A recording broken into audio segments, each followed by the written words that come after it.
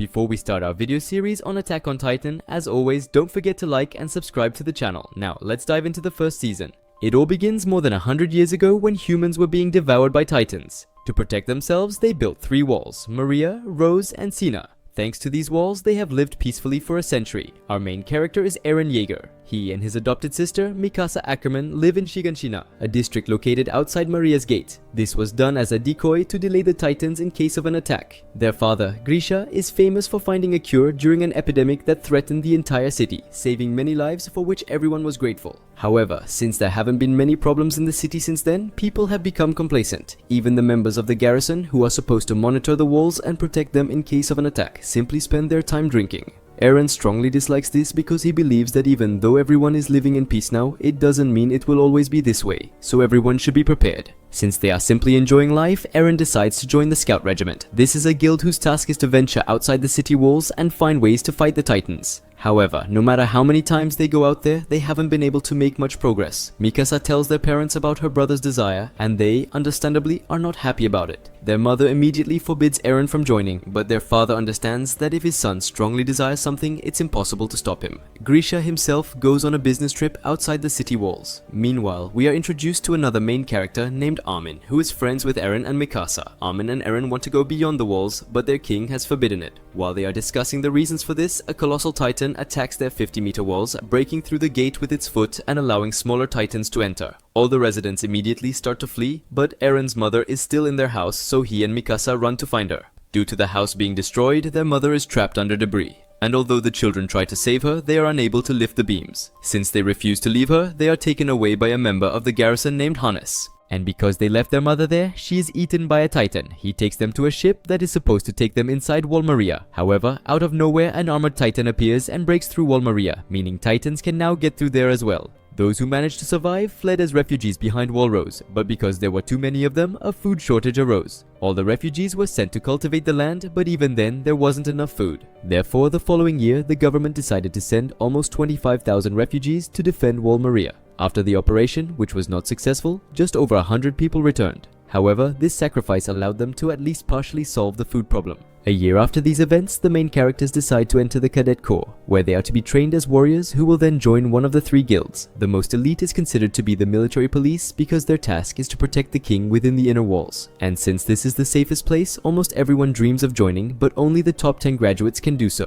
The Cadet Corps instructor, Shadis, begins the initiation phase, the essence of which is to intimidate the recruits so that they understand in advance what they are getting into. However, he doesn't do this with everyone. For example, he doesn't bother Eren because his face shows what he has been through, so there's no point in trying to intimidate him or the others. During this initiation, the instructor notices Sasha, who stole a hot potato from the kitchen and is eating it right in front of him. For this, Shadis deprives her of dinner and sends her to run for 5 hours. He also sends home those who showed themselves to be unsure during the initiation. During dinner, everyone starts asking Eren what it was like to be in the middle of a Titan attack. There, he meets Jean, who immediately falls in love with Mikasa. His goal is to join the military police to live within the inner walls and protect himself from Titans. At the same time, Eren has a completely different goal. He wants to join the Scout Regiment to single-handedly kill all the Titans. However, despite his bold words, during their first test, which involved mastering the omnidirectional mobility gear, he performs very poorly compared to the others. So, he asks Mikasa and Armin to train him. However, their explanations don't help him, and he flips over, hitting his head. Since he could be sent home due to his failure, Eren starts asking for help from those who successfully passed the test. During this time, he meets Reiner and his best friend Bertolt. They can't help him directly, but instead they encourage him so that he will definitely pass the retest.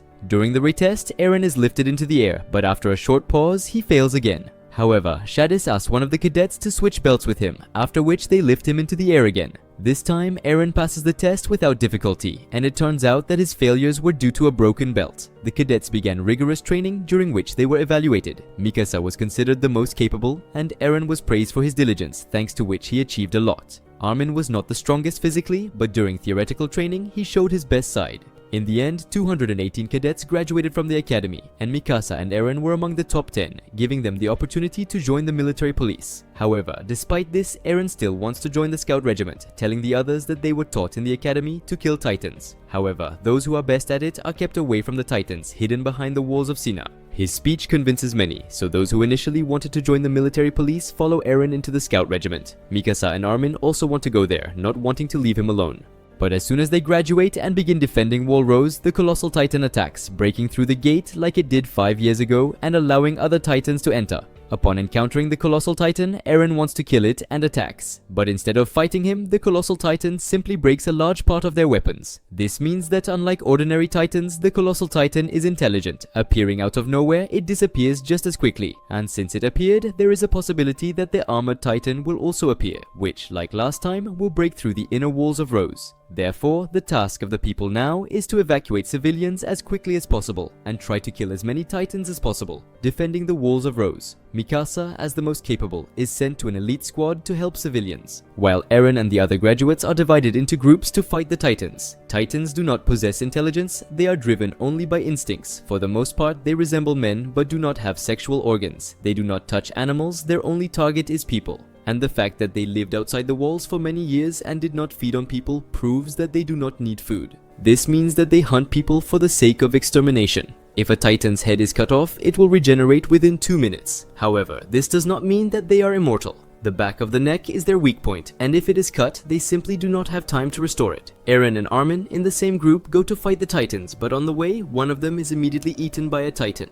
Under the influence of emotions, Eren wants to avenge his comrade, but while he is getting to the offender, another Titan bites off his leg, after which his partners begin to be eaten by Titans. When only he and Armin are left alive, a Titan attacks the latter, but Eren saves him through pain. However, he is eaten for this, leaving only his hand as a memory. Meanwhile, the residents who were fleeing the city faced a problem. One of the local chiefs blocked the escape route, trying to get his wagon through. No one could stop him because he was protected by his henchmen. Since they were there for too long, one of the Titans finds them and immediately attacks. However, Mikasa manages to save them and then, under the threat of death, forces the local chief to remove the wagon and let the civilians through. After this, she remembers her childhood. Her parents were waiting for Grisha, who was supposed to conduct a routine medical examination.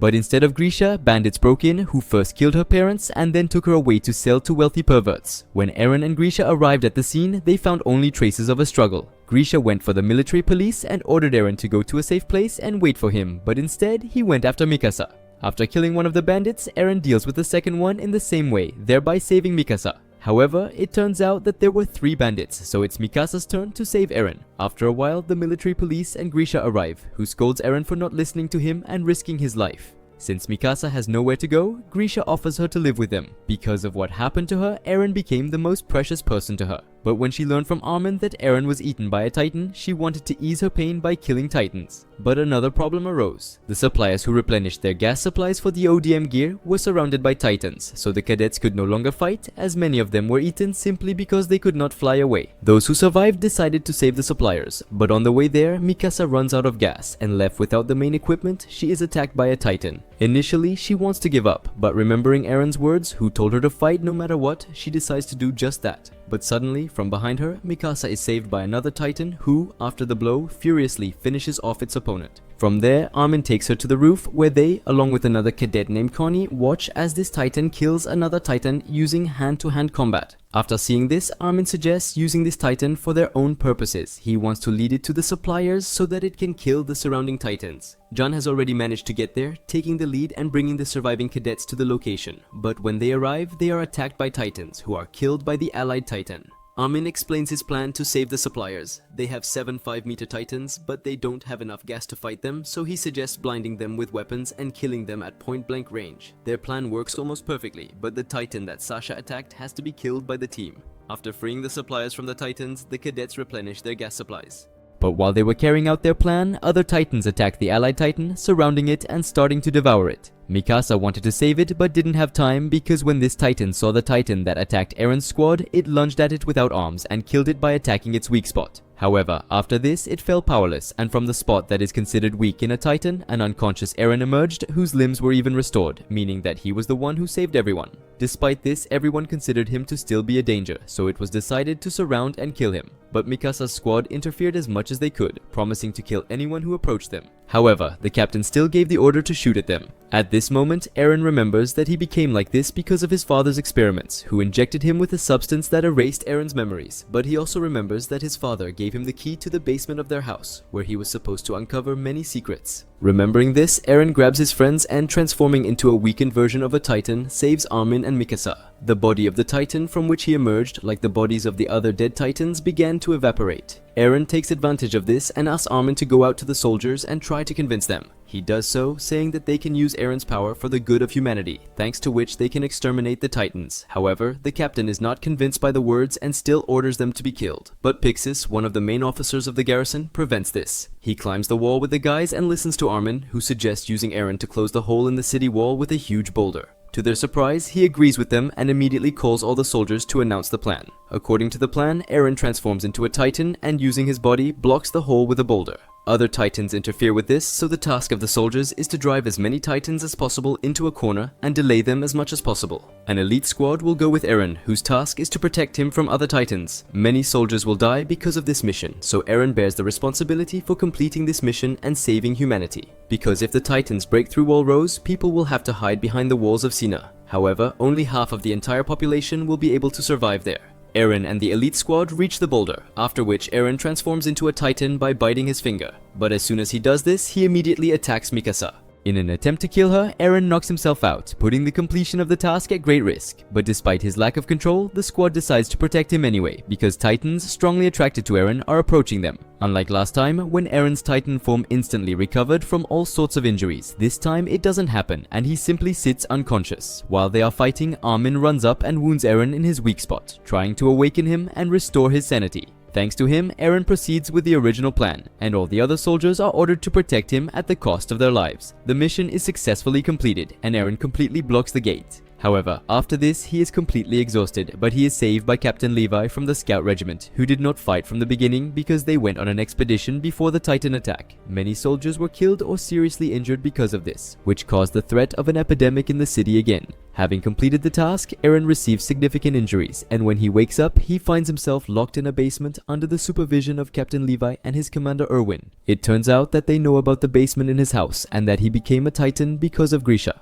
Despite the fact that Eren poses a huge threat, as evidenced by the attack on Mikasa, Levi decides to take him into the scout regiment under his responsibility. However, it's not up to them to decide whether Eren will join or not. Not all people were happy that the Titan Eren became their ally. The inhabitants living behind Wall Sina believe that the poor could unite with the Titan and attack them, so they need to solve the problem in advance and kill Eren. And his fate will be decided by Darius Zackley, the supreme commander who controls all the guilds. Because of Eren, a special military tribunal will be held, where Darius must decide whether to give him to the scout regiment so that they can try to recapture Wall Maria with his power, or send him to the military police, where he will be immediately killed and his body studied. During the trial, Eren loses his temper and starts yelling at the military police about them being cowards who hide from the Titans, and if they don't want to sacrifice themselves, then they should let Eren do it. However, he is interrupted by Levi, who begins to beat him severely, thereby educating him and showing the judge that even though Eren is a monster, Levi is able to kill him at any moment, which means there will be more benefit from him.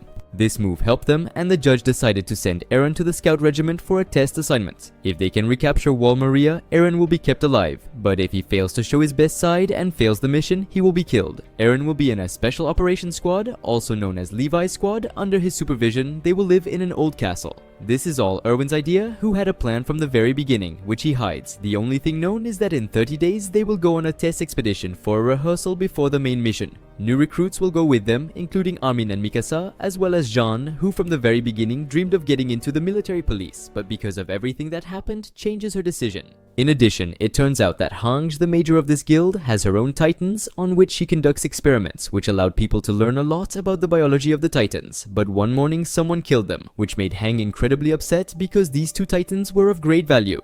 Despite the fact that killing Titans is not a crime, the killers of these particular Titans were put on the wanted list because they ruined Hange's experiments. The recruits arrived at the castle, where they were met by Eren, who, unlike them, had already joined the scouts. Armin, Mikasa and the others were given uniforms with the guild logo, which depicts wings indicating their freedom, and after their initiation, the entire guild went on an expedition. According to Erwin's plan, the entire team must form a semicircle formation at an equal distance from each other. If a comrade is not visible due to the terrain, he must transmit his messages using a signal pistol. Red smoke means that a Titan has been spotted, and the soldier who noticed this signal must also send it so that another part of the formation can see it. And with the help of these messages, Erwin decides to change the route to reach the goal without encountering Titans. He does this using a green signal, thanks to which the entire formation knows where to go. But there are cases when the squad encounters a deviant. This is a type of Titan that has a highly developed ability to find its victim. In this case, a black signal flare is fired, but at some point the right wing of the formation encountered a Titan, which, bypassing everyone, ran to the very center,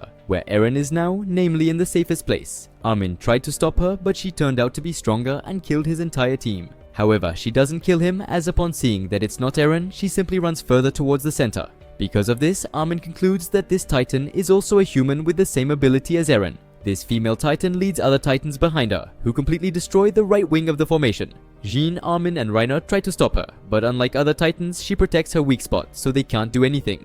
Due to the impending threat, Erwin directs the formation into a forest of tall trees, but only the soldiers from the center are allowed to enter. The rest are forced to go around the forest. Armin and the others are ordered to stay at the entrance to the forest and stop the Titans, but they don't even have to fight them because the Titans can't reach them due to the height of the trees. Meanwhile, the female Titan catches up with Levi's squad, but instead of fighting her, Levi orders them to simply ride forward, despite the fact that many soldiers die because of this. But it turns out that this was all Erwin's plan, thanks to which they capture the Titan alive.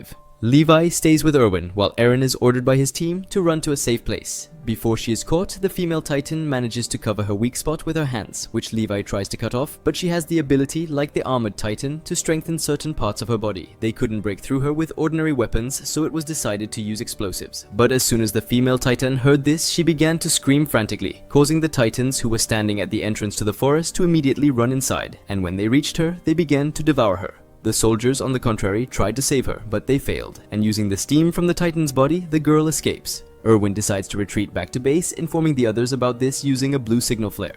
Capturing this Titan was Erwin's initial task, but when drawing up the plan, he took into account only Eren's strength, which is why they failed to catch her. He also concludes that there is a traitor in their guild, because of whom he hid his plan. It was because of this traitor that the girl killed the experimental Titans, and right now she is chasing Eren, killing one of the team along the way and turning back into a Titan. Eren is ordered to run away because the remaining fighters will deal with her, but she simply kills them. And finally, Eren, using the power of the Titan, decides to fight her. But even in a weakened state, the female Titan turns out to be stronger, so she puts his body in her mouth and runs away with him.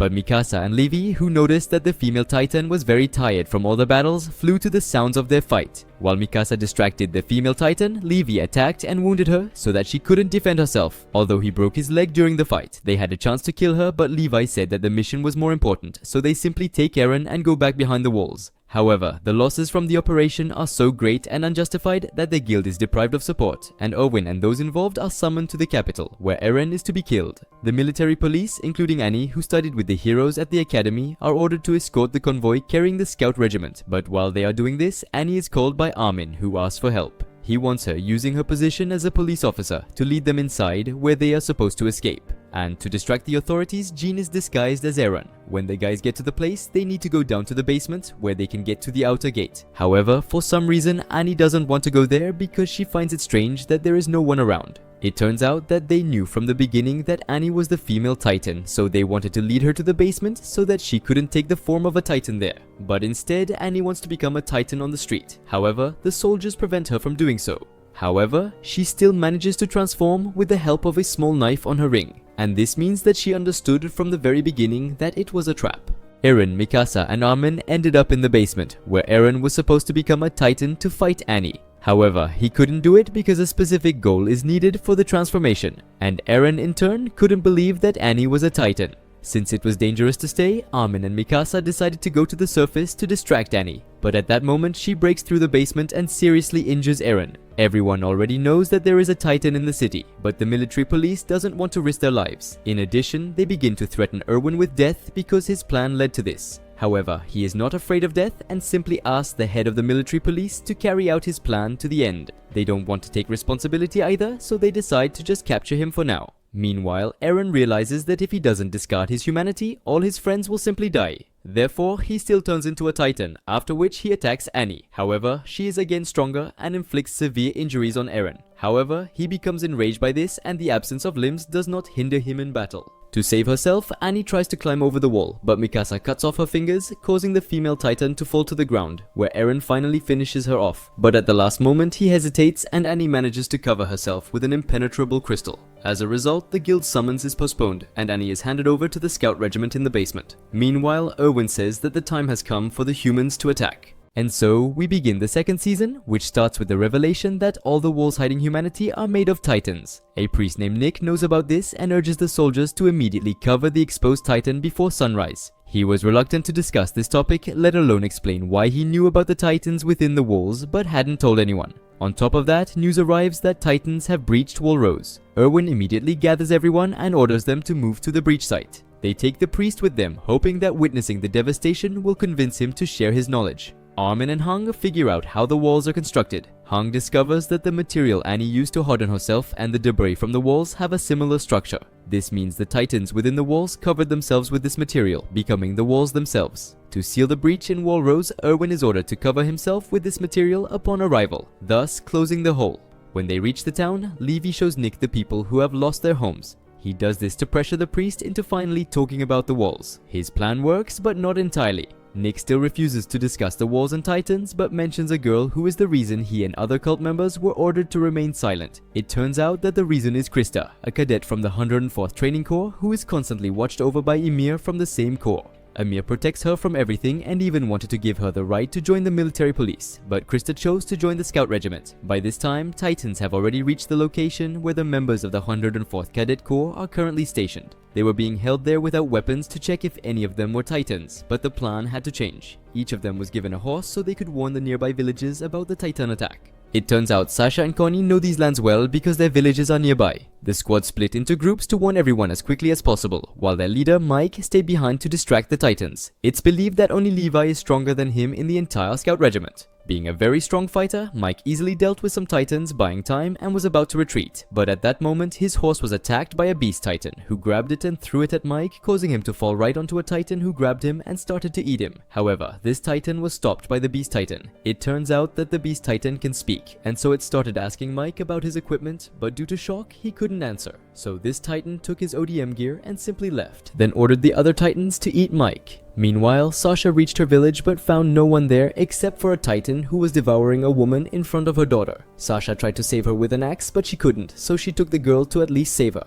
However, her horse got scared and ran away. At that moment, the Titan had finished eating the woman and was about to start on Sasha and the girl, who had to run away. Sasha told the girl to let go of her while she tried to blind the Titan with arrows and buy some time. She managed to do this because she used to be a hunter. After that, she ran to look for the girl and came across her father, who, along with the villagers, had found the girl. They were running around the houses and handing out horses so the residents could escape. They were the ones who found her horse and helped her return to her squad. Connie's village was less fortunate, and when they arrived, they didn't find a single living person. In the place of his house was a Titan, but due to its build, it couldn't move. The question arose, how did it get there? And why, if the village was eaten by Titans, there wasn't a single drop of blood left? Connie thought it was because all the residents managed to escape. But then why did the Titan destroy all the houses? Moreover, they must have done it on horseback, but no one touched the horses. To spare Connie further distress, the squad decided to stick to the version that everyone had simply escaped, and so they moved on. But as Connie was about to leave, the Titan on his house tried to say something to him, and for some reason this Titan strongly resembled his mother, but Raina managed to convince him that it was all nonsense. After that, they returned to the squad and started searching for the hole in the wall, but having scoured the entire Wall Rose, they found nothing. So they decided to check everything again, but first spend the night in a ruined castle. However, they didn't have time to rest because the Beast Titan was passing nearby. It climbed over Wall Rose and ordered the Titans to attack the soldiers. Out of the whole squad, only 4 had ODM gear, so they started fighting. The cadets were ordered to hide inside, but it wasn't safe there either. When Reiner went to check the interior of the castle, he discovered a Titan, which immediately attacked him. But thanks to the other cadets, they managed to handle him. However, Connie was then attacked by another Titan, from which Reiner saved him, but his arm was bitten and broken in the process. To save the others, he decided to jump down with the Titan, but Connie helped him break free from the Titan's jaws, and then they threw it down. However, the soldiers who were fighting the Titans didn't last long and were all killed. The situation was hopeless as the castle began to collapse and they were about to be eaten. At that moment, Ymir asked Connie for a knife and then jumped right at the Titans. In midair, she cut her hand and transformed into a Titan, and Reiner and Bertolt recognized her as the Titan who had killed his close friend. She started fighting, protecting the cadets, but there were too many enemies, so Ymir collapsed the tower on the Titans. However, this didn't help much, and the Titans attacked Ymir again, starting to devour her. But at that moment, the scout regiment arrived, dealt with the Titans, and then carried her to the wall. It also turns out that Krista is not who she claims to be. Her real name is Historia, and she is an illegitimate child of the royal family. For this reason, the preachers were going to kill her, and to survive, she took a new name and entered the cadet corps. In addition, it turns out that sometime before this, Hank found out that there were two people among them who came from the same place as Annie. They are Reiner and Bertolt, which is why everyone thought they were in cahoots. This was confirmed by Armin, who said that during the female Titans attack, Reiner and Bertolt were told that Eren was in the right formation, and that's exactly where the female Titan attacked from. Therefore, it was decided to take them to the basement and arrest them there. But when they were all about to leave together, Reiner called Eren over and told him that he and Bertolt were the armored and colossal Titans. Initially, their goal was to exterminate humanity, but thanks to Eren, this could be avoided. All that was required of him was to simply go with them to their homeland. Eren pretended they were joking, so he asked them to go and rest, but Reiner decided to do everything now, so they transformed into Titans and grabbed Eren and Ymir. However, Eren wasn't going to give up so easily, and he also transformed into a Titan to fight the armored Titan. The scout regiment didn't stay on the sidelines either, so they attacked the colossal Titan, but they couldn't kill it because it started emitting strong steam, making it impossible to even approach. Now, everything depended on Eren, but he couldn't break through Reiner because he was weaker in terms of pure strength. Realizing that he couldn't win at this rate, Eren started using hand-to-hand combat, thanks to which he tore off Reiner's arm. But of course, this didn't stop Reiner, and since Eren was the target, Hang asked him to break the armored Titan's legs to buy time and escape. However, he couldn't reach his legs. Instead, he grabbed him in a hold and started tearing off his head. Eren almost managed to defeat Reiner, but he started pushing him forward, and when they reached a certain spot, the colossal Titan fell on them, causing Eren to lose, of course. Reiner put him in his mouth and ran away with him, and after Bertolt's fall, those who were nearby were severely injured and therefore couldn't interfere. 5 hours passed since their battle, and only then did the wounded begin to come to their senses. Erwin and the scout regiment arrived and started transporting horses over the wall to chase after Eren. Hang explained that after such a fight, Reiner and Bertolt were very tired and therefore had to rest somewhere. They clearly didn't want to encounter Titans, which meant they had to sleep where the Titans couldn't reach them. Therefore, Hang assumed that they would stop in the forest of tall trees, and if they wanted to save Eren, they had to reach him before nightfall because at night, ordinary Titans become inactive, and for Reiner, this was a great opportunity to take Eren away without hindrance. When Reiner was taking Eren, he bit off his arms in a hurry, which is why it would take a long time for them to regenerate. And the same goes for Ymir. Reiner said that Eren possessed some kind of coordinate, which made it imperative for them to deliver him to their homeland. However, during the 3 years they spent behind the walls as cadets, Reiner and Bertolt began to perceive themselves as soldiers of the scout regiment. Because of everything that happened, Reiner's mind slowly started to unravel. They took Ymir with them because she was supposed to be executed for her actions. She was an orphan, and as a young child, she was taken in by a priest who forced her to play the role of Queen Ymir. He was the one who gave her that name. Several years later, their sect was exposed and all its members were sentenced to exile. They were artificially transformed into Titans and thrown outside the walls. In the form of a Titan, she spent 60 years until she met Reiner, Bertolt, and their friend Marcel, whom she ate. But it turned out that Marcel possessed the power of the Jaw Titan, which allowed her to regain her human form. They were supposed to take Historia with them because she also represented incredible value for their homeland, but they decided to do this later. Reiner asked Eren not to resist so there wouldn't be any unnecessary bloodshed and they could safely reach their destination at night. However, the scout regiment and other guilds were already approaching them. Of course, Eren wasn't going to give up so easily, and even without arms, he tried to kill Reiner, which forced him to strangle Eren. Together with him and Ymir, they started to run away, but Ymir wanted them to take Historia with them because she didn't want to leave her alone, and to make them listen, she started interfering with Bertolt and threatening his life. They had to obey her and resort to her plan. She turned into a Titan and, after waiting for Historia, put her in her mouth and ran away with her. Reiner was already waiting for them, and after assuming the form of the armored Titan, he started running away with them. However, Erwin had a plan from the beginning. He used the military police to lure other Titans, which he was going to set on Reiner. Because Ymir wanted to take Historia with them, they couldn't get away, and Mikasa caught up to them, but Ymir hindered her in every way possible. However, Historia managed to convince her not to harm Mikasa for the sake of her own life. To protect Bertolt and Eren, Reiner covered them with his armored hands, but Mikasa and the other cadets climbed onto his hands and began to put immense psychological pressure on Bertolt. He confessed that killing people was unbearable for him and he deeply regretted his actions, but no matter how hard they tried, he simply couldn't give Eren back to them. But then Erwin intervened and set other Titans on them. This was a great opportunity for the soldiers to free Eren, so Erwin ordered everyone to charge into the attack, but during this, a Titan severely injured him, biting off his arm. To get through the Titans, Reiner had to remove his hands from Eren and Bertolt. Armin took advantage of this and started pressuring Bertolt, saying that the scout regiment was currently brutally torturing Annie, and since he really liked her, Bertolt became enraged. Erwin caught him off guard and freed Eren, whom Mikasa picked up and started running away with. The scout regiment completed their mission and planned to retreat when Reiner suddenly started throwing Titans, causing Eren and Mikasa to fall. Afterward, they encountered the Titan that had eaten their mother 5 years ago. Since the two were in terrible condition, Hannes decided to fight it, but Eren wanted to kill the Titan himself. However, because his arms hadn't regenerated yet, he couldn't transform into a Titan. Meanwhile, Hannes failed to kill the Titan as it grabbed and devoured him. Witnessing this, Eren falls into despair, but Mikasa manages to bring him back to his senses. In this state, his hands instantly regenerate, and when the Titan tries to grab him, Eren punches it. Without realizing it, he commands the other Titans to attack this Titan. Seizing the moment, he grabs Mikasa and starts running away. But Reiner is already in their path, and Eren starts screaming at him frantically. With this, he again commands the Titans to attack the other Titan, allowing them to successfully retreat. Ymir could have taken advantage of the moment and returned behind the walls with Historia, but she felt guilty for eating Reiner and Bertholdt's friend, so she decided to help them and stay with them even though she understood that she would most likely be killed. After this operation, less than half of the soldiers returned, having died protecting Eren, and therefore the reasonable question arises, is Eren worth so many soldiers dying for him? Then Hang and Connie come to the wounded Erwin and tell him that they investigated what happened in Connie's village. Although there is no evidence yet, it is likely that the Titans they fought were people from Connie's village, which means that all these years they have been fighting against people who were turned into Titans. This news makes Erwin smile because, although it's terrible, it brings them closer to unraveling all the mysteries.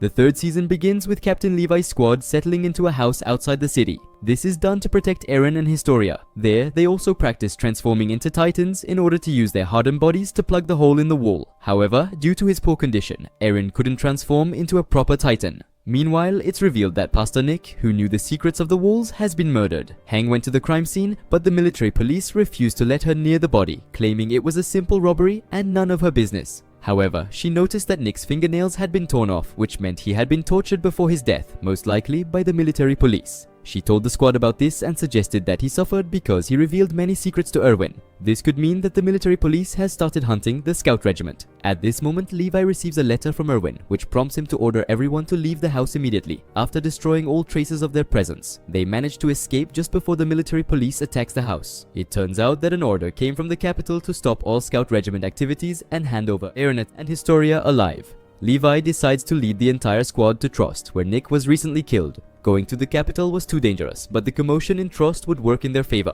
In the city, Jean and Armin disguised themselves as Eren and Historia and were promptly captured. Levi and Mikasa came to their rescue, but since the kidnappers were too weak, Levi decided his presence wasn't necessary. Before leaving, he warns Mikasa that they now have new enemies besides the Titans, and from now on they will have to kill people. Mikasa and the other scouts easily freed Jun and Armin. Meanwhile, Levi and his squad are attacked by soldiers, who immediately kill 2 scouts. The leader of the attackers is named Kenny, and he and Levi have known each other since Levi's childhood, but I'll explain their relationship a bit later. For now, Levi has to flee from a large number of soldiers while trying to find Eren and Historia, who were attacked and sedated by these soldiers. An interesting point is that these soldiers are using a new ODM gear, but this gear is completely useless against Titans, yet incredibly effective against humans. And since they're now attacking the scout regiment with it, they could attack others next. Levi hindered Kenny in every way possible, and even had to hide in a bar. The establishment was immediately surrounded, and any attempt to leave would lead to his certain death. However, Levi managed to fight off Kenny and, using a chair as a decoy, escaped from the bar. His squad caught up with him and he told them that 3 scouts had already been killed, so if they wanted to save their comrades and not end up in coffins themselves, they had to deal ruthlessly with everyone. Jean cornered a girl driving a carriage but couldn't bring himself to kill her, so she got up and was ready to kill Jean. However, Armin saved him by shooting the girl without hesitation, but they still couldn't rescue Eren and Historia. Such drastic changes hit Armin hard. He managed to save Jin with his shot because the girl couldn't kill Jin herself. This meant Armin killed someone who, in his words, was far more humane than himself. Only Levi's words could calm Armin down. After that, they focused on the kidnapper, who turned out to be Demo Reeves, the same man who blocked the tunnel for people with his carriage in the first season. But in a difficult time for the city, he helped people by giving them jobs in his company. Thanks to him, a large part of the city can now exist. He was ordered to kidnap the kids by the military police, and since he failed to complete the task, he would likely be killed, with his death staged as an accident. Levi offered him a deal. According to his plan, or rather Erwin's plan, they would lead the military police to them. They said they had kidnapped Eren and Historia, but when they arrived at the location, they were immediately captured by the scout regiment. Sannes and Ralph were taken prisoner in an attempt to get information from them. Why did they need Historia? And what was the secret of the Rice family? The problem was that Sannes, who was brutally tortured, refused to reveal even the slightest details, justifying it with his loyalty to the king. So they decided to trick him and made Ralph read a pre-prepared text according to which he had supposedly already told them everything and that he had always hated Sannes. Hearing this, Sana was devastated. Thinking they already knew everything, he told them all the secrets. They learned that Historia was the rightful heir to the throne. She was most likely being held by the Rice family. We also learn about Historia's past. As a child, she was kept on a farm owned by Lord Rice. She lived there with her mother, Alma. Alma spent all her time reading books, never interacting with her daughter. Historia considered this normal until she learned to read. From Alma's books, Historia read about maternal love and the relationship between parents and children. After that, she tried to hug her mother, but Alma pushed her away. Even this made Historia happy. Alma hated her and even dreamed of killing her. So, at one point, she simply left to live somewhere else. After the breach of Wall Maria, she and the Rice family, Historia's father, came to the farm to take her. But when they went outside, they saw Kenny and his men. Alma started screaming that she had nothing to do with Historia and that she wasn't her mother, so they decided to just kill her. Her last words were regret that she had ever given birth to Historia. Then they were about to slit Historia's throat. But Rice suggested changing her name and sending her to live somewhere else. And after a long time, they finally met again, and not just by chance. Before Eren was kidnapped, he managed to tell Hanga how he overheard a conversation between Bertolt and Reiner. They were talking about how Ymir gained the power of a Titan by eating one of their comrades who originally possessed the Titan's powers. From this, they conclude that Eren is going to be fed to the royal family, which means they need to rescue him.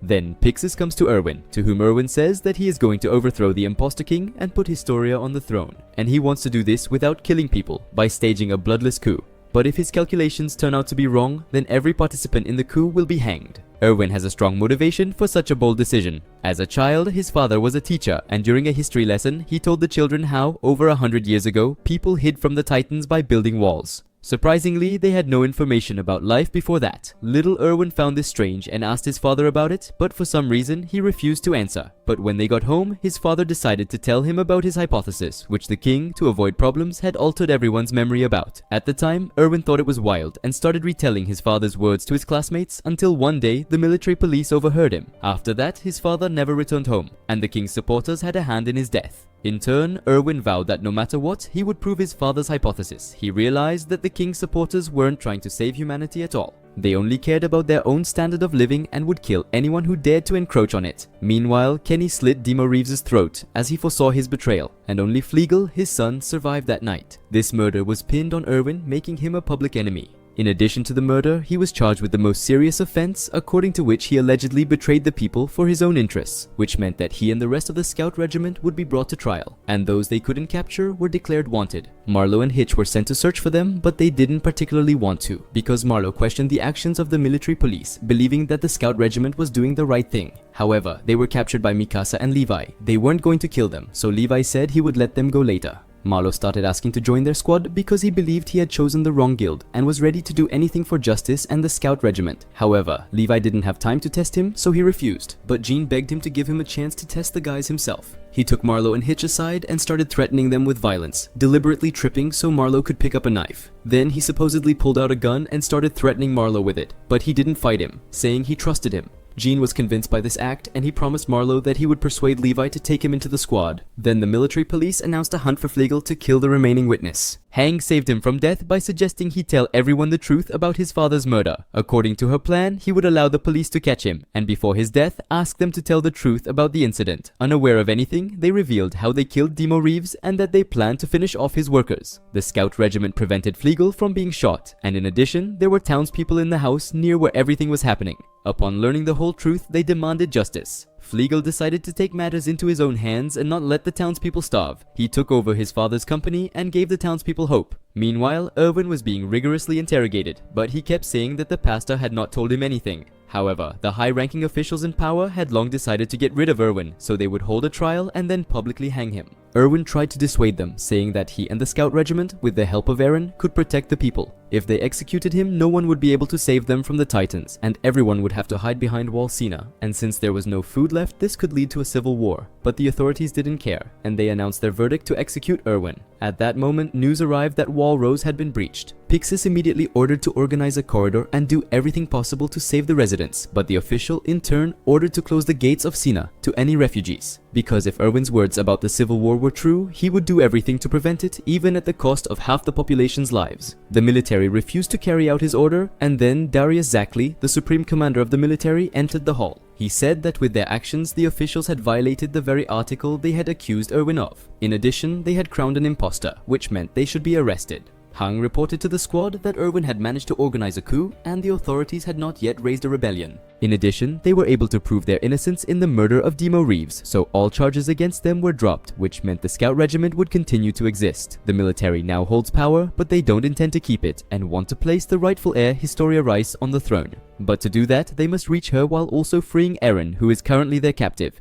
Historia and Rod Rice come to Eren. Rod says they will perform a certain ceremony and Kenny and his team will protect them from prying eyes. Eren is chained up and for a good reason, as Rod explains how the ceremony will proceed. The Rice family has passed down the power of the Titans from generation to generation. Rod's father and his brother Yuri, possessing the power of the founding Titan, were capable of wiping out all Titans, but for some reason he refused to do so and didn't explain the reason to his children. They believed that obtaining this power could change the mind of its bearer, so they decided that it should go to Uri, as Rod feared he wouldn't have the willpower to fix everything. The power is transferred as follows. The heir is turned into a mindless Titan, and by eating the bearer of the power, they inherit it. Thus, by eating his father, Yuri inherited his power, as well as the memories of all his predecessors. Now, he had the means to rid humanity of the Titans. However, like his father, he decided to leave everything as it was. The same was true for Historia's sister, Frida, who, after eating her uncle, gained incredible calmness and a desire to leave everything as it was. Rod also reveals that they had a large family, but they were all killed by one person, Eren's father, Grisha Jaeger. He descended into their cave and transformed into a Titan. Frida did the same and began to protect her family, being the founding Titan, who is essentially the most powerful Titan of all.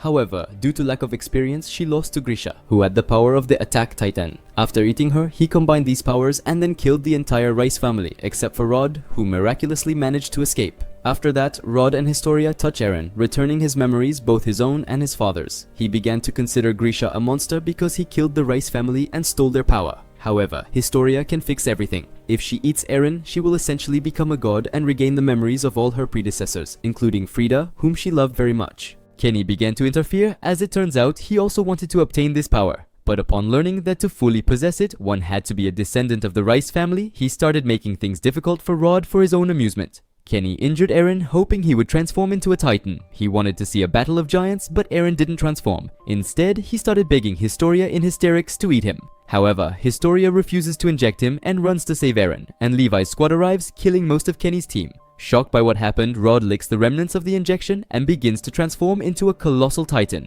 This starts to destroy the cave and everyone could simply perish under the rubble. Eren grabs a vial labeled armor and after drinking its contents transforms into a Titan, then begins to build a fortification with his body. This saves his team, and now, having acquired this power, he can easily seal the holes in the walls. But now they have to save the inhabitants of Orva district, because that's where Rod's Titan, now an abnormal, is heading. The problem is that they can't evacuate the residents because, as an abnormal, Rod is drawn to large crowds of people. And if they transport them behind Walsina, the Titan will follow them, breaking through Walsina in the process, which simply cannot be allowed. Therefore, Erwin decides to let Rod reach the district and try to stop him there with cannons. He crawls there by dawn, after which they start shelling him from the walls with earth. However, because they aren't hitting the nape of his neck, they aren't causing much damage. The command decided to gather all the gunpowder they could find and, with the help of Eren, shove it down Rod's throat. Erwin decided to play on the fact that Rod's body was very hot, so the gunpowder would be enough to explode. His plan worked and Rod's fragments scattered throughout the city, but they had to be cut up to prevent him from regenerating.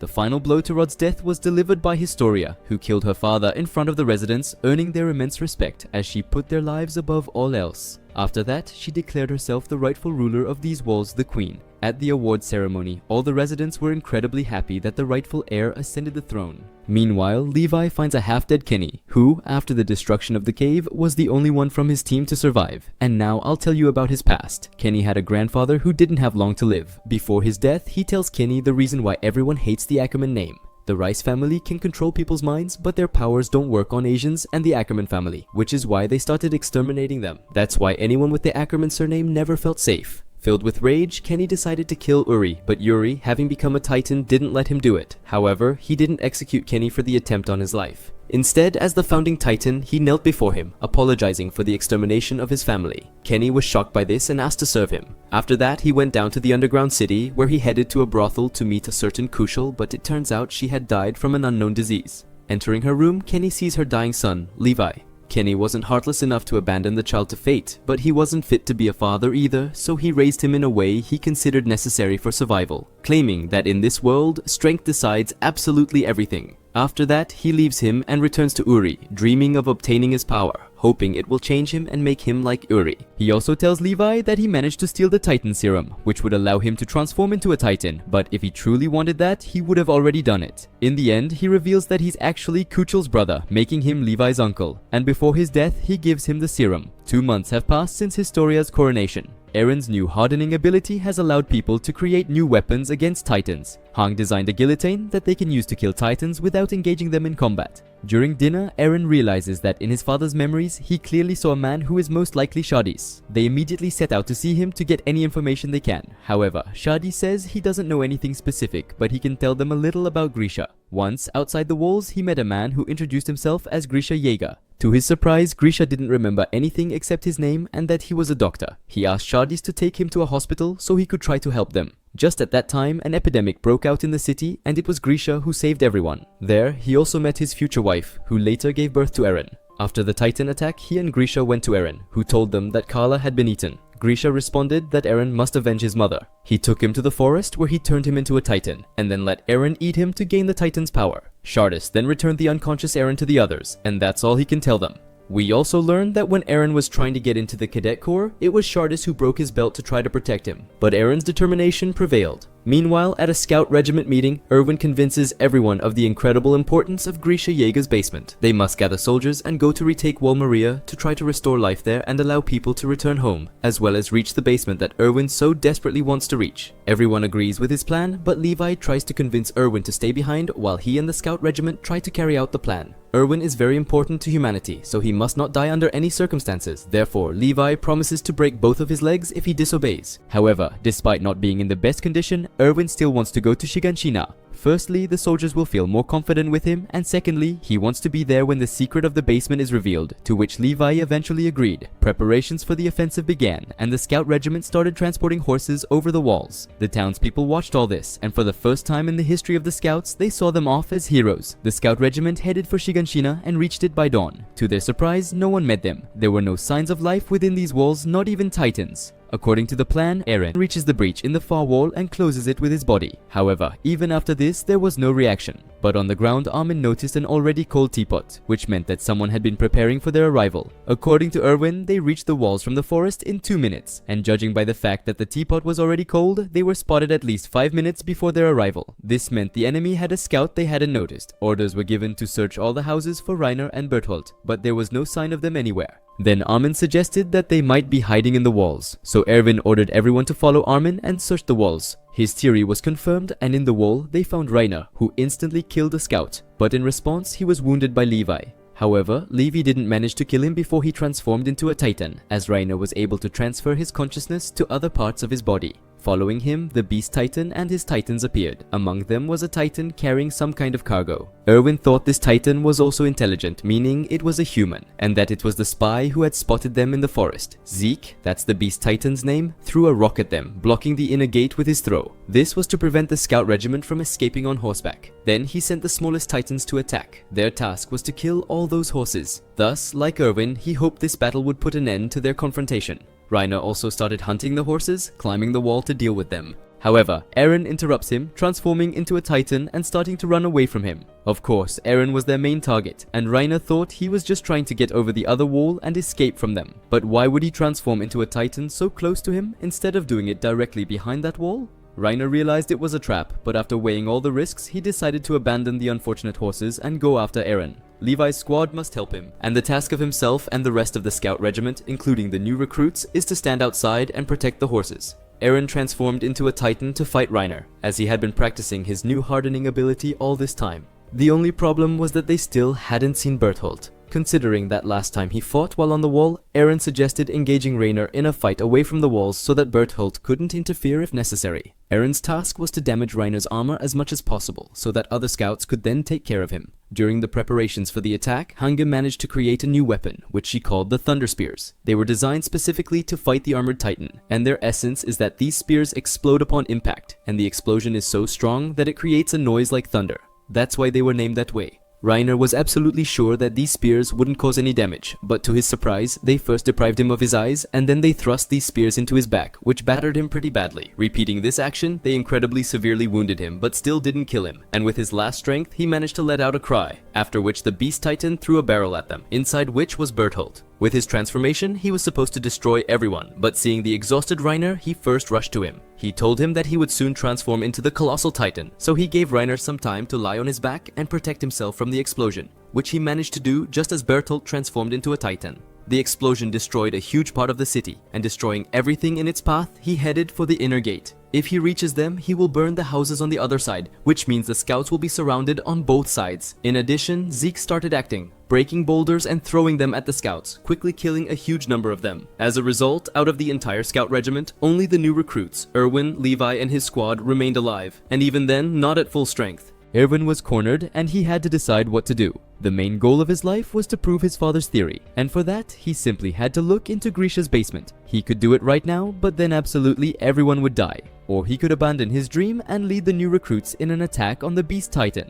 During this attack, the recruits and he himself would surely die, but this would allow Levi to reach Zeke and fight him. He couldn't decide what to do, so Levi helped him. He said that they needed to put aside their dreams and lead their last attack, and Levi in turn promised him to destroy Zeke. During his address, Erwin directly told the recruits that they would definitely die today, but they could do it in different ways. The soldiers were free to stay there and wait for the Beast Titan to end their lives, or they could proudly sacrifice themselves with him so that Levi could kill Zeke. Everyone respected their commander, so even those who were insanely afraid of death agreed to give their lives for him. Erwin galloped forward, all the soldiers firing signal flares in the hope that this would prevent Zeke from hitting them. However, the Beast Titan was quite accurate and pelted everyone with stones. Thanks to this sacrifice, Levi was able to reach him, where they began their battle. Zeke knew that Levi was strong, but didn't expect him to be that strong. He tried to catch him, but Levi repeatedly cut off his limbs until at one point he knocked him to the ground and pulled Zeke out of the Titan. He cut off his limbs, but didn't kill him. Levi hoped that Erwin would be alive, and then he could inject him with the serum, thanks to which he would eat Zeke and fully recover.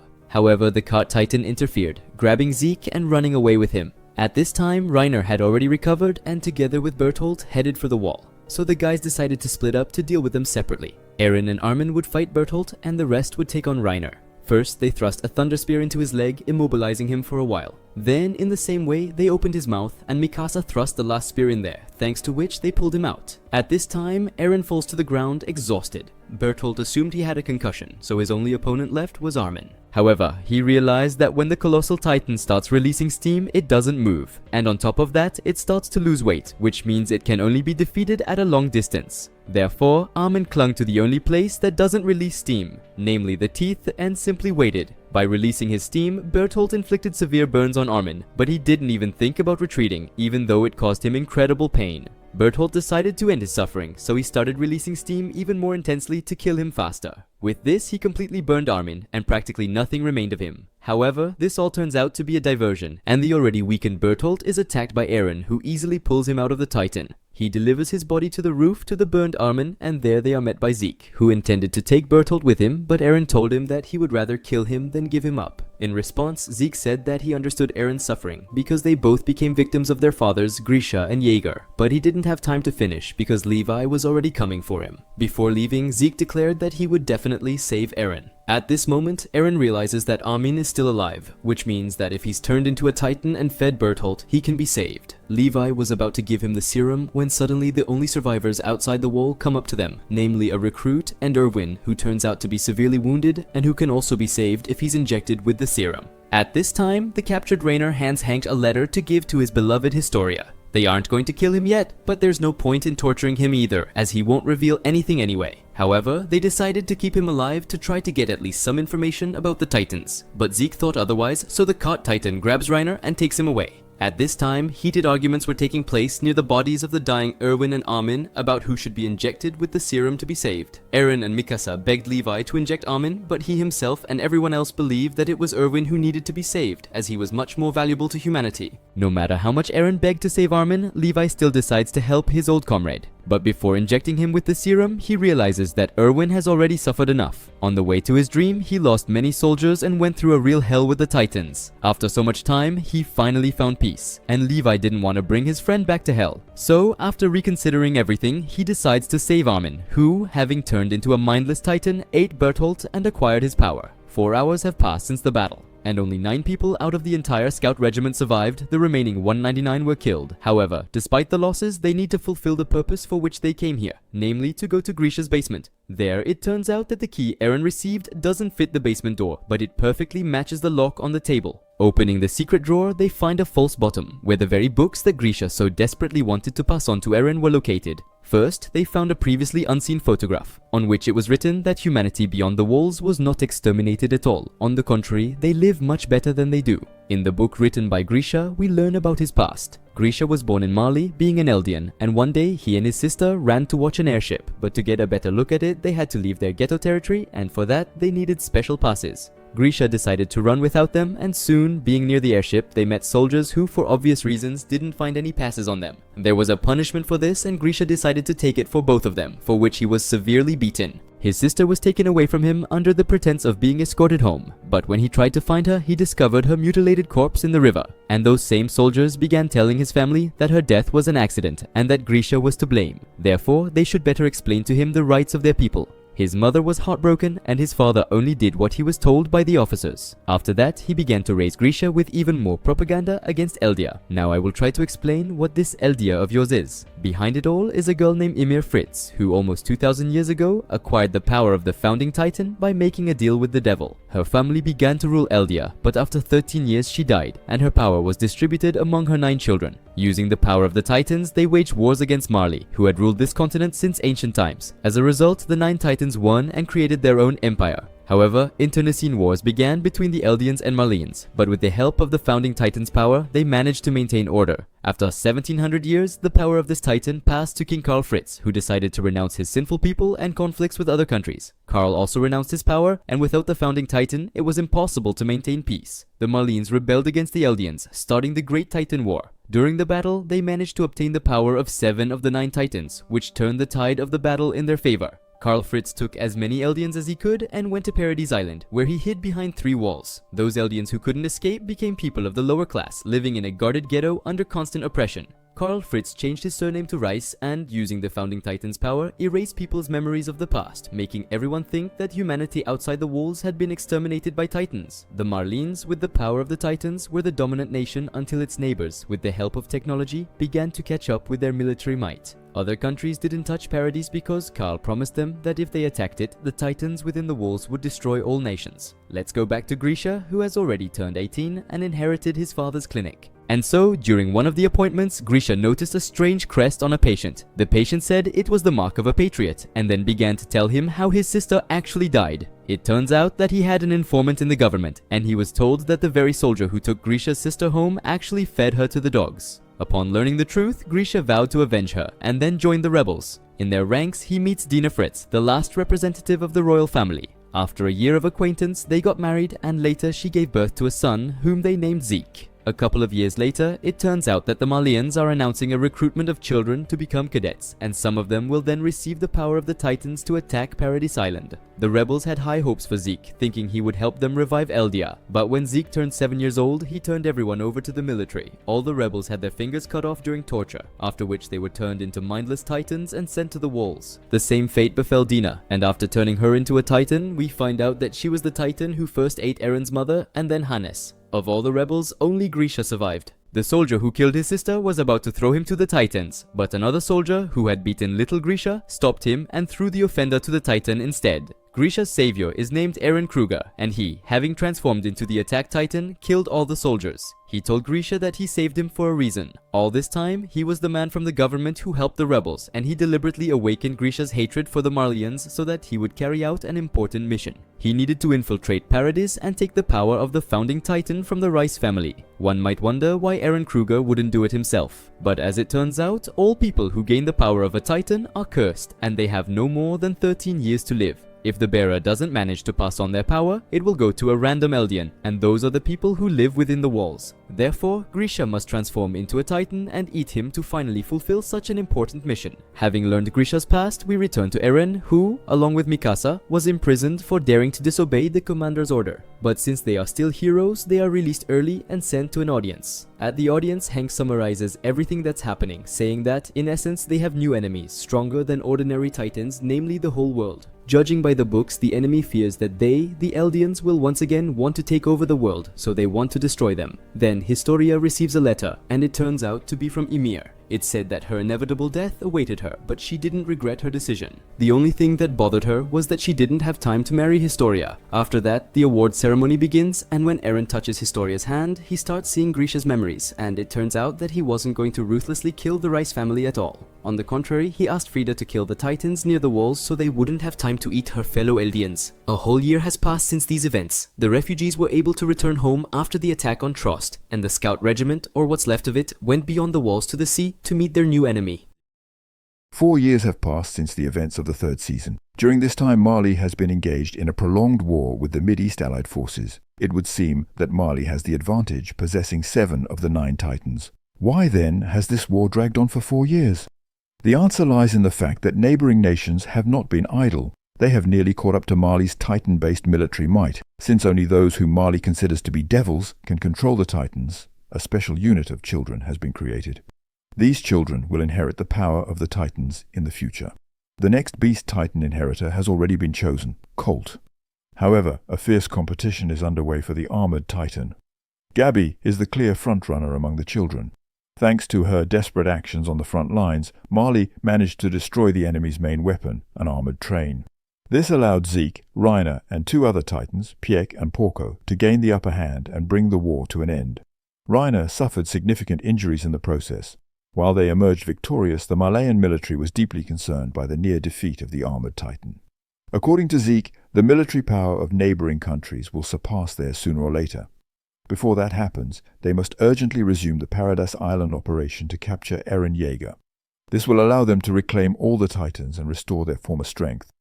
However, since Zeke's return from the island, Marley has sent 32 warships to Paradise, and none have returned. Furthermore, in addition to 2 Titans, Paradise possesses vertical maneuvering equipment, making them a formidable opponent, especially with 2 Ackermans in their ranks. On their way back, the Eldians praised Gabi for saving many lives with her courageous actions. However, her successes troubled Falco, who realized that she would inevitably inherit the armored Titan. Since Titan powers can only be held for 13 years, he wants to spare her from this grim fate. Reiner shares this desire, as Gabi is his cousin. Therefore, he tells Falco that he must, at all costs, acquire the armored Titan for himself. Upon returning home, Reiner recalls the events on Paradise Island. It turns out that even before the operation began, their comrade Marcel, the Jaws Titan, was eaten by Ymir while saving Reiner. Ideally, after such a failure, they should have returned to Marley. However, Reiner was seized by panic, realizing that for such a failure, he would be the first to be fed to another warrior. So he forced his comrades to continue the Paradise operation, which led to the deaths of many innocent people. Remembering all this, Reiner slowly begins to lose his sanity.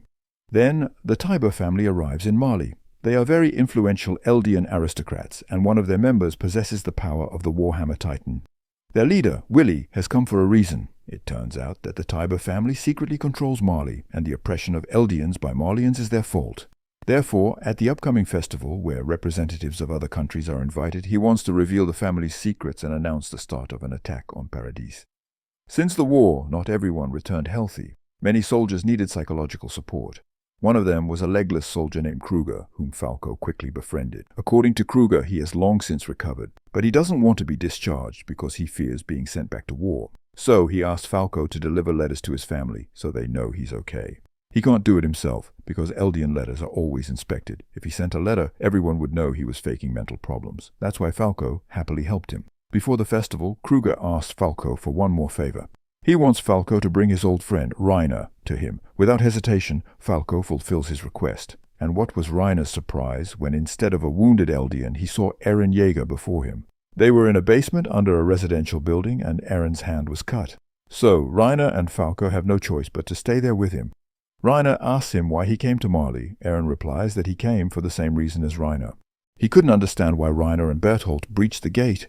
Why did they cause his countrymen to be mercilessly devoured? What had Eren done to have his mother killed before his eyes? Eren also says that he realized that they are all the same. And while everyone considers Paradise to be evil, in reality Reiner and Eren are very similar. Hearing this, Reiner almost completely loses his mind. Not everyone was present at this festival. For example, Kiyomi Azumabito, the Hizaru ambassador, having expressed support for Willy before the festival, safely left it with her guards. But a lot of influential people, ambassadors, reporters, and others came to the performance. Such was the influence of the Taiba family. When the play began, Gabi noticed that Falco and Reiner had not returned. Moreover, a strange-looking soldier approached Peak and Porco, leading them away from the others. At this time, Willy's speech begins, in which he says that the whole world must unite against a common evil, which is Paradis, because within their walls are millions of Titans, who sooner or later will come out and destroy everything they hold dear, and no modern technology will save them. Therefore, they are obliged to do everything in their power to destroy the common enemy. The crowd rejoices at this speech, but their joy is interrupted by Eren transforming into a Titan, who first crushes Willy Taiba and then begins to destroy soldiers and everything around him. No one could save the people because Peak and Porco, who were supposed to do it, were lured into a trap by that suspicious soldier, and they could not get out of it immediately. Reiner, who was in the thick of events, also could not help them because he lost consciousness while saving Falco from Eren. While Eren destroys the square, Willy Taiba's sister Lara transforms into the Warhammer Titan and engages Eren in battle. With the support of the remaining soldiers, Marley hoped to neutralize and eat Eren to take his power. And at first, they were doing quite well. But Eren did not come here alone, and the scout regiment came to his aid. They got here thanks to the letters Falco sent at Kruger's, that is, Eren's request. Mikasa impales Lara with 8 thunder spears, but even such a powerful explosion could not neutralize her, and she recovers quite quickly. The reason is that Lara's body is not where Titans usually have theirs. She was hidden underground in a crystal that Eren could not destroy on his own. At this moment, Peak and Porco come to Lara's aid, and it's much harder for Eren and Mikasa to fight against such small and fast Titans. Taking advantage of the opportunity, Lara creates a new Titan and pierces Eren with it. In addition, Zeke arrives on the battlefield, and Levi is obliged to fight him. Despite Eren's difficult situation, he creates another Titan, greatly surprising the others because this is his 3rd Titan in this battle. Marleyan warships begin to approach the battle site, but they were ready for this, and Armin, who was there, turned into the Colossus Titan and destroyed them all.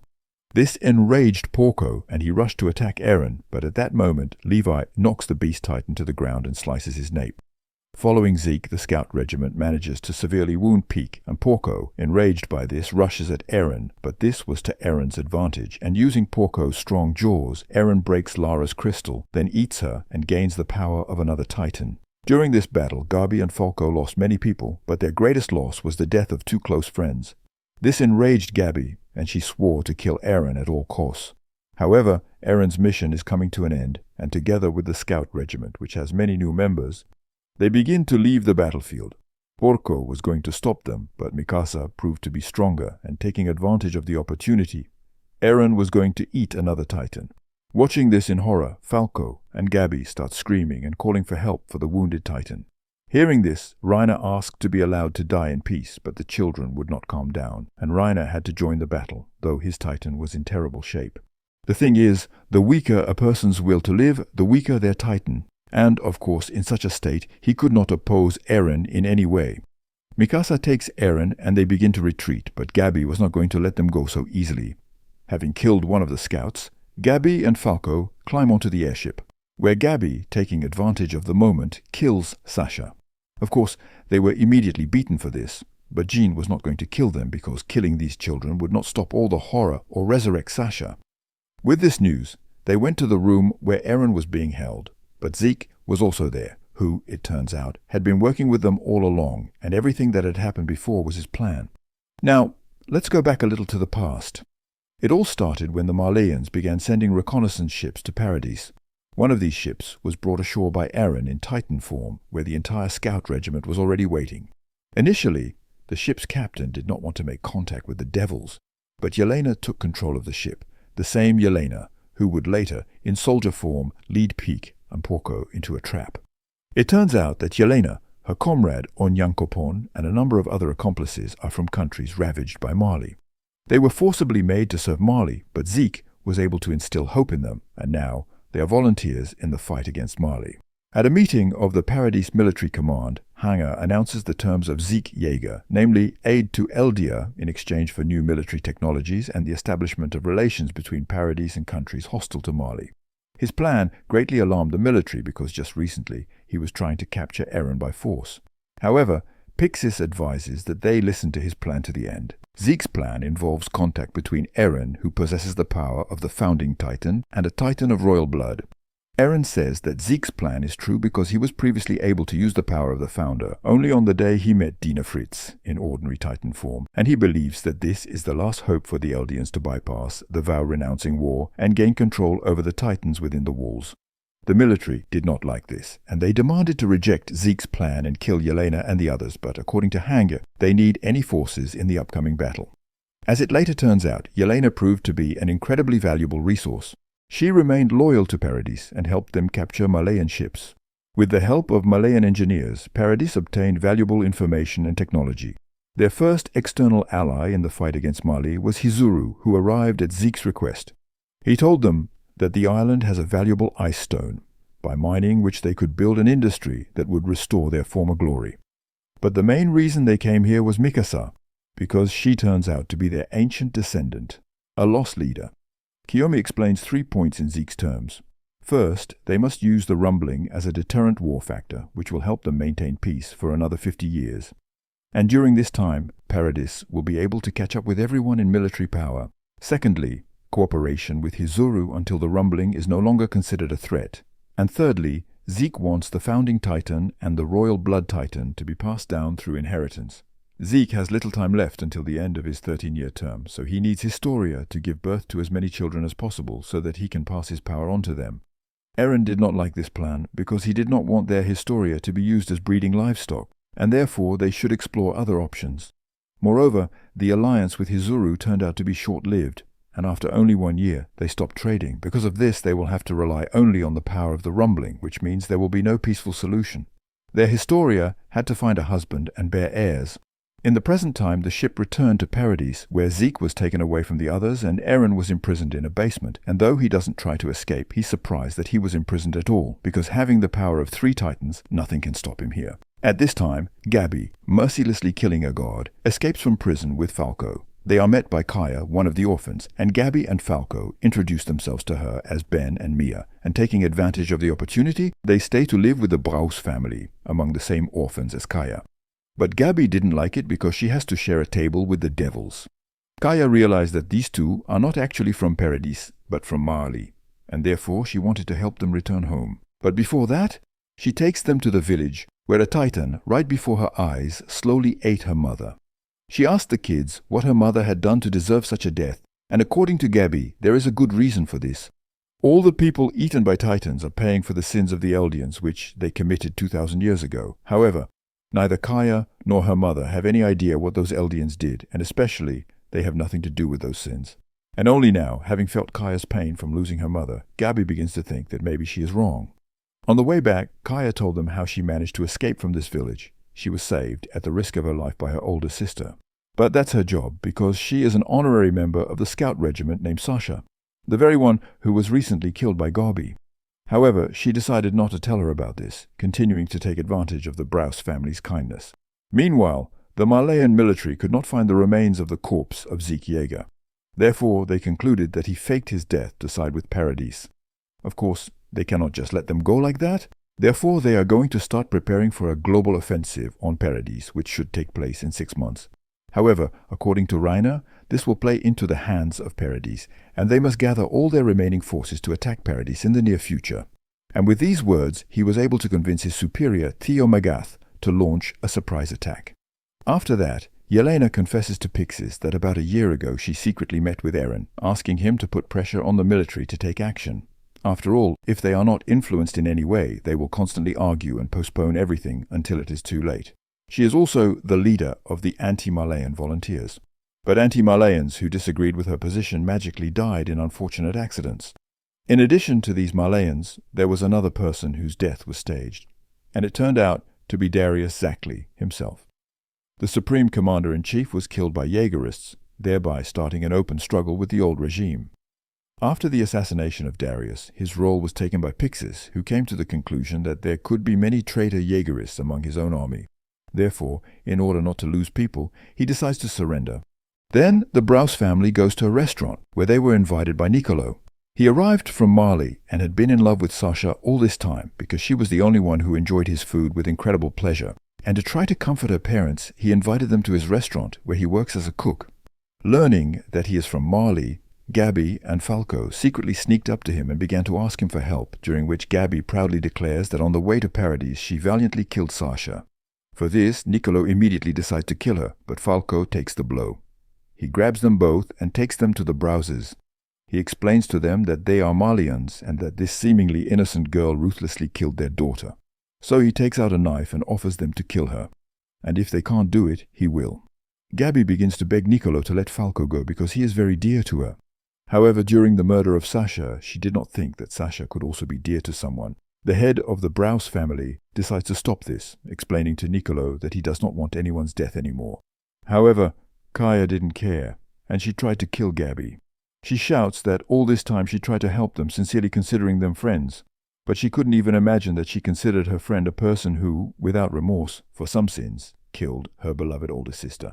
Niccolo comes to his senses and tells the guys there to rinse Falco's mouth, because he probably swallowed wine that contained Zeke's spinal fluid. And if his theory is correct, then this fluid is now in a huge number of Paradise soldiers, and this means that at any moment Zeke can turn them into titans at his will.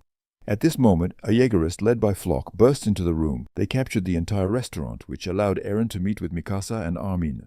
For some reason, he tries with all his might to arouse hatred towards himself in them. Knowing them all his life, he presses on their weak spots. Thus, he incredibly morally humiliated Mikasa, in addition to instilling in her that he hated her all this time. And in addition to verbal insults, he brutally beats Armin, but why he did it is still unknown. In the forest of tall trees, it turns out that Levi is not going to give Zeke to Eren at all, and if necessary, he will kill them both. However, at that moment, absolutely all of Levi's comrades turn into titans because they, it turns out, drank the very wine with Zeke's spinal fluid. Zeke tried to escape, and in order to catch up with him, Levi had to kill all his soldiers. Out of desperation, Zeke transforms into a titan, but the enraged Levi proved to be stronger than the beast titan, so he grabs his wounded body and drags him away. Levi set up a trap where, if Zeke tries to move, a thunder spear will explode him, which means he will inevitably die. But Zeke gave Eren a promise to meet him and cannot let his younger brother down, so even at the risk of death, he activates the thunder spear, which cuts his body in half. Floch, his subordinate, and the captured Hanger run to the explosion site. Thanks to his titan powers, Zeke was able to survive. However, Levi is not a titan, and to try to save him, Hanger grabs him and jumps into the water. Meanwhile, Yelena gathered all the military personnel in the Shiganshina district, where Eren broke into Gabby's prison with an offer. In exchange for saving Falco, she will send a distress signal to Marley. However, they failed to reach an agreement because they are interrupted by Peak, who declares to Eren that she wants to help him destroy Marley. And to prove her intention, she will show him the location of her spy colleagues. Eren believed her, but it turned out to be a trap, and he is attacked by the Jaw Titan. Eren was able to escape by transforming into a Titan, but following Porco, Marleyan military forces attack Paradise. Porco, Piek, and Gabby, taking advantage of the opportunity, flee to General Magath, where they equip Peak with a mobile artillery platform. Their main goal is to kill Eren, thereby saving the world from the threat of the rumbling. And since Eren has not yet activated it, they conclude that he cannot do it without Zeke's help, and therefore he must also be destroyed. Together with the Jaegerists, Eren fights Marley, but the firepower of the Marleyans turns out to be much stronger, and Onyankopon begins to worry that Eren will ultimately lose and be eaten or killed. To avoid this, Onyankopon asks Mikasa and the others to save Eren, but they are in no hurry to act. They don't have a strong desire to help Eren, but if they don't, they will surely be killed by the Malayans. Armin, however, desperately wants to believe in Eren's plan, and therefore he suggests that Eren deliberately set it all up to save everyone because he always told the guys that they are the most valuable thing in his life. Although the guys are dissatisfied with Eren's behavior, they still agree to go out and help him, which was very timely, because even though he possesses the power of several titans, he has very little strength left. In addition, Zeke comes to his aid and helps Eren with his attacks. Now all they need to do is make contact, but the Marleyans were strongly opposed and using their new weapon, shot Zeke down. He was badly wounded, and to seize the initiative, Zeke was going to scream, thereby turning everyone who drank the wine with his spinal fluid into titans. This means that Falco will become a mindless titan, and his older brother Colt desperately wanted to stop Zeke. He began to beg him not to scream for a while, so that they could escape from here to a place where Zeke's scream could not reach Falco. With tears in his eyes, Zeke says that he is very sorry, but he can't do anything about it. Therefore, Zeke screams and turns a bunch of people into titans, thereby also killing those who were nearby. All the Titans began to attack the Marleyans, and Reiner had to fight against Eren and Falco. He was able to knock them down and start holding them back, but dealing with 2 Titans at once is not an easy task, and Falco plunges into Reiner's nape, but he is stopped by Porco, who is wounded and climbs out of his Titan. He has no strength left to heal, but he does not want to die in vain either, and therefore, to repay Reiner for Marcel, he sacrifices himself so that Falco will inherit his power and become human again. Taking advantage of the opportunity, Eren climbs out of the Titan and rushes to Zeke. But at the last moment, he is beheaded by Gabi, and Eren's head flies into Zeke's hands, after which they both find themselves on a path. When Eren woke up, he saw Zeke chained up. According to him, while Ymir was restoring Eren, a moment and an eternity passed. During their conversation, Ymir approaches them, and Zeke asked Eren to give her the order they were doing all this for, namely to deprive the Eldians of the ability to have children. However, it turns out that Eren was not going to act with Zeke in cooperation at all. He helped him and pretended that they were together in order to get to this place, and his true intention is to use the rumbling to destroy all people outside the walls. He asked Ymir to give him the power of the Founder, but she passes by him and goes to Zeke. Zeke is not a fool and understood that Eren needed to be checked just in case, and disappointed in him, he shackles him. The 2 brothers begin to see the memories of their father. Although Eren betrayed him, Zeke still loves his brother, and he believes that Eren's behavior is due to the fact that their father Grisha brainwashed him, and therefore, by showing him their father's memories, he hopes to change his mind.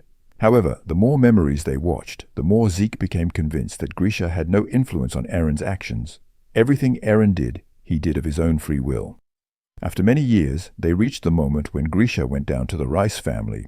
He begs Frida to stop the war and prevent further Titan attacks.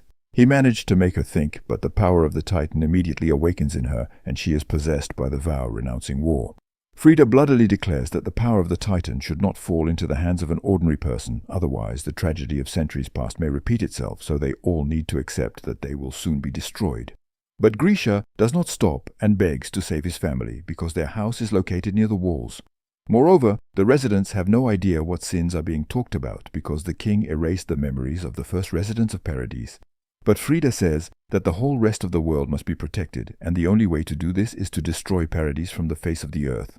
But according to Grisha, the future is already predetermined, and he will take the power of the Founder from Rice. However, seeing the children, he stops, because he is unable to commit something so terrible. But Eren helps him with this, convincing him to finish the story he started. Under Eren's pressure, Grisha transforms into the Attack Titan and kills everyone there except Rod. It was these memories that Eren saw when he kissed the hand of Historia, the last of the Rice family.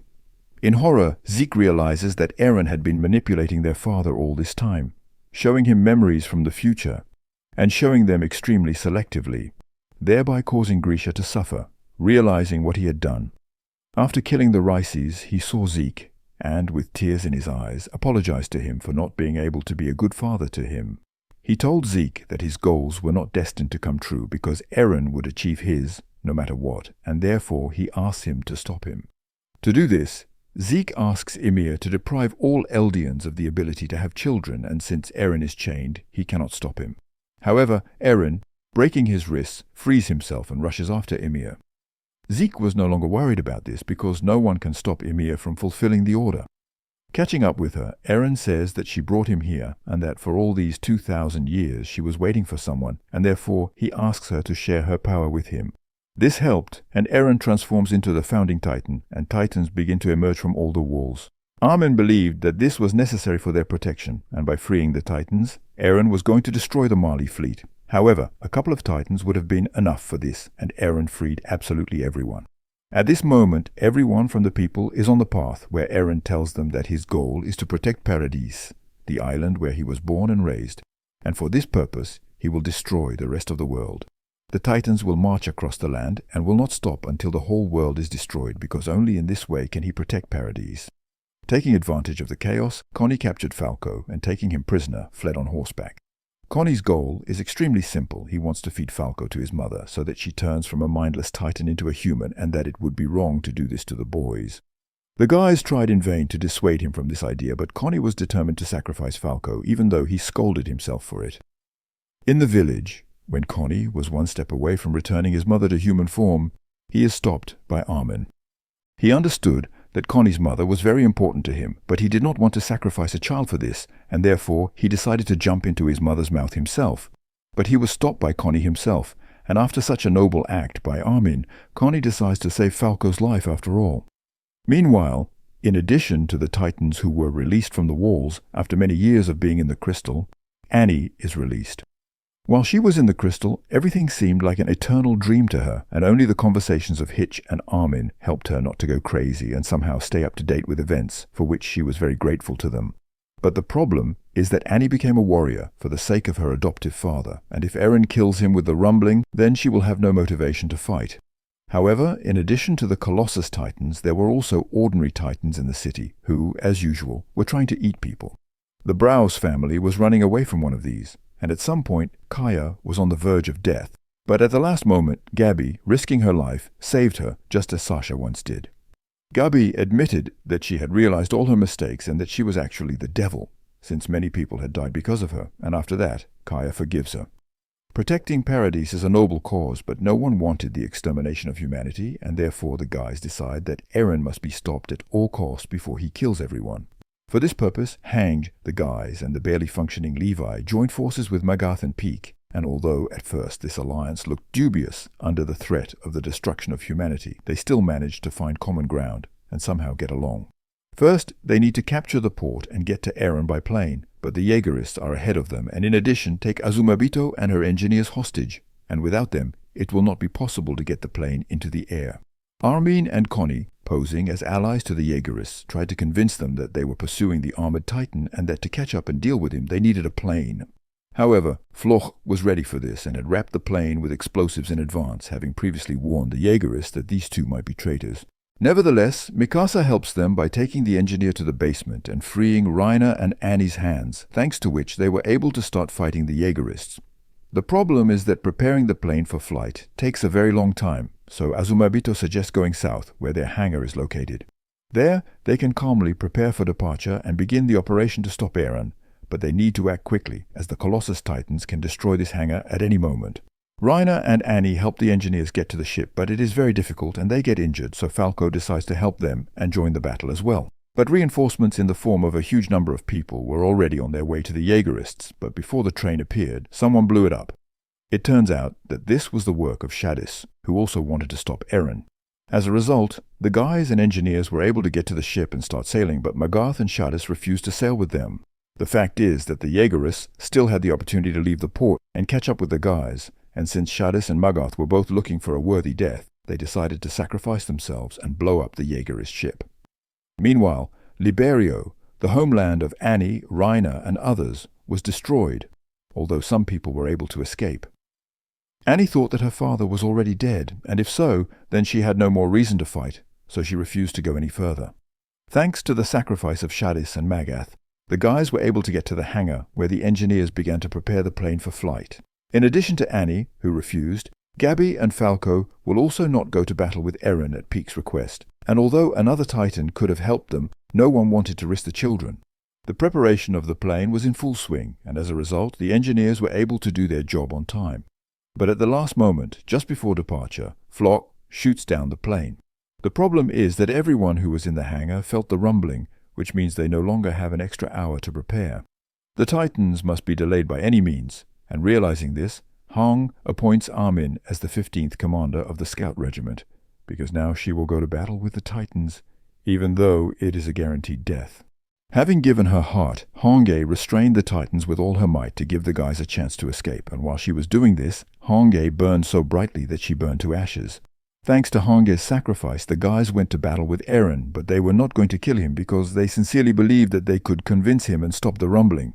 But at this moment, they are all transferred to the Paths, where Eren explains to them that he is exterminating humanity to protect Paradise, and this is his conscious choice. Eren could deprive everyone of the Titans' powers, but he decided not to because he wants them to be free. He tells the guys that there is no point in talking to him, and if they really want to stop him, then they will have to fight. That is, he leaves them no choice but to kill Eren. Having reached him, Armin gives the order to attack, but instead of Eren or Zeke, they meet the Titans of past years, which function on the principle of the Warhammer Titan. This means that there is no point in killing them, and to stop the rumbling, they need to kill Zeke, but his body can be in any part of Eren's Titan, which greatly complicates the task. According to the original plan, Armin was supposed to turn into the Colossus Titan to blow up Eren's Titan with his explosion, which would allow them to find the actual bodies of Eren and Zeke. But Armin's transformation was prevented by a Titan who, closing his mouth, swallows him. At this time, Peak, with explosives in her mouth, ran to Eren's head, but just before the explosion she was stopped by another Grey Titan, which she simply could not handle. Reiner's affairs were no better. With his last strength, he fought off the Titans, but Bertholdt's Colossus Titan form simply bit off his head. The situation was deadlocked, and the guys could have died, but at this moment Falke came to their aid, who it turns out can fly, and now Annie also joins the battle. Meanwhile, Armin is trying with all his might not to lose consciousness, which is why he ends up on the paths with Zeke. Zeke does not believe that it is possible to escape from here, and why should he? Because Eren's actions cannot be stopped, which means death is liberation. Nevertheless, Armin was able to convince him that even the most insignificant moments in life can be the most precious for you, and therefore they are obliged to try to stop him.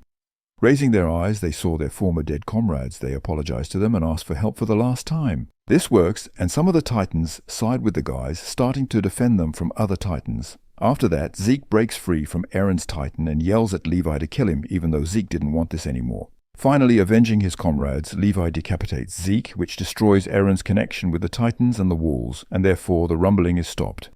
Thanks to this, Peak was able to activate the explosives, which causes the head of the founding Titan to fall off. But a creature appears from his neck that tries to reconnect with the head, and to stop this, Armin transforms into a Colossus Titan. But even from such a powerful explosion, this creature was not destroyed, and in addition, behind Armin, Eren transforms into another Colossus Titan, which forces Armin to engage him in battle. Armin cannot defeat him just like that, and stopping a huge creature is not an easy task, so the only way to stop everything is to kill Eren, and only Mikasa, who finally kills Eren, is capable of doing this. It turns out that Eren's plan was to make his friends heroes who, by killing him, stopped the rumbling and saved humanity. Thus, all the remaining people will be indebted to Paradis. That's why he tried so hard to arouse disgust in Armin and Mikasa. He loved Mikasa and wanted her to live a long and happy life, but he also wanted her to love only him and no one else, and therefore he does not want to die. Such a decision was difficult for him. Before that, he suffered for a very long time trying to accept this. He talked about this with Armin, who tried to convince him to take a different path without killing 80% of the Earth's population. But according to Eren, no matter how hard he tried, everything always happened exactly as he saw in his memories of the future. Surprisingly, Armin supported him, saying that he was the one who once instilled the idea of a free world in Eren's head. So they are both responsible for what will happen, and therefore they will be together in hell forever. Eren was very grateful to him for this, but he tells Armin that he will have to erase this conversation from his memory until everything is over. In our time, everyone around comes to their senses, after which their erased memory returns, and they finally understand why Eren did what he did. However, even after this, the war between nations did not stop, and the Malayans, under threat of murder, began to demand proof that the Eldians were no longer Titans, and only Armin, who arrived in time, was able to stop it all. There are no more Titans in this world, but despite this, 3 years later, military conflicts have not gone away. Fearing the revenge of the whole world, Paradis created a new army together with the Jägerists, and to establish relations with them, ambassadors of allied forces were sent to Paradis, which turned out to be Armin, Jean, Reiner, Connie, Annie, and Pieck. Mikasa was not with them because immediately after the battle she returned to Shiganshina to bury Eren, and all this time for many years she visited his grave. Time passes on Paradis. Technologies are being improved, but wars do not stop, and only one thing remains unchanged, namely the tree under which Eren Yeager was buried.